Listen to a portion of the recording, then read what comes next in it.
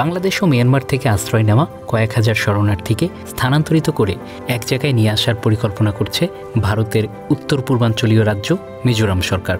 ত্রাণ বন্টন ও শরণার্থীদের উপরে নজর রাখার জন্যই এই পরিকল্পনা বলে রাজ্যটির সরকার জানাচ্ছে। বাংলাদেশ, মিয়ানমার এবং পার্শ্ববর্তী মণিপুর থেকে ৪২,০০০-এরও বেশি মানুষ এখন শরণার্থী হয়ে মিজোরামে আশ্রয় নিয়েছেন। বিবিসি বাংলার এক খবরে এই তথ্য জানানো হয়েছে। বাংলাদেশের বান্দরবন থেকে বছর ৩ ধরে মিজোরামে আশ্রয় নিয়েছেন ২,০০০-এর বেশি মানুষ। তাদের অভিযোগ, বান্দরবনে কুকি চিন ন্যাশনাল আর্মির বিরুদ্ধে বাংলাদেশ সেনাবাহিনী যে অভিযান শুরু করেছিল সেটি থেকে বাঁচতেই ভারতে পালিয়ে এসেছেন তারা। বাংলাদেশ পুলিশ অবশ্য সেই সময়ে বলেছিল যে এরা দেশ থেকে পালিয়ে যায়নি, নিরাপত্তাজনিত কারণে কিছু লোকজন চলে গিয়েছিল। এদের বেশিরভাগই দক্ষিণ মিজোরামের লংলাই জেলার কয়েকটি গ্রামে আশ্রয় নিয়েছেন।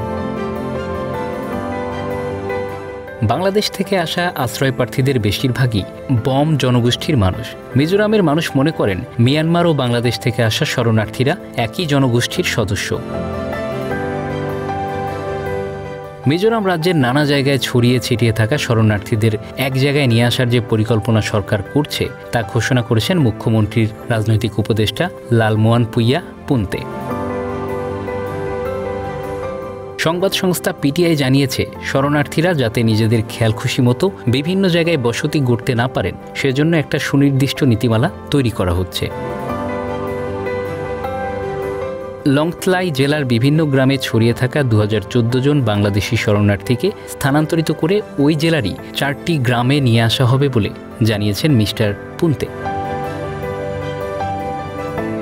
দেশটির সরকারি তথ্য অনুযায়ী মিয়ানমার ও বাংলাদেশের সীমানা লাগোয়া দক্ষিণ মিজোরামের এই লংথলাই জেলায় এই মুহূর্তে ৬,০৩০ জন মিয়ানমারের নাগরিক, ২০১৪ জন বাংলাদেশি নাগরিক এবং মণিপুর থেকে বাস্তুচ্যুত হয়ে আসা ৮৪ জন মানুষ রয়েছেন।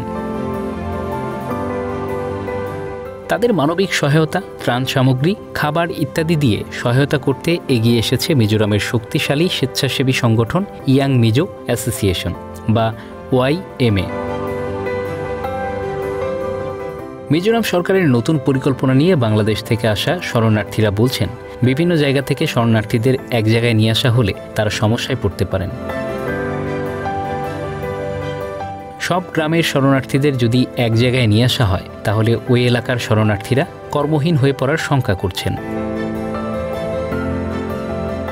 তবে মিজোরাম সরকারের সিদ্ধান্ত অনুযায়ী শরণার্থীদের কবে স্থানান্তরিত করা হবে তা এখনও স্পষ্ট নয়। Bangla affairs news desk.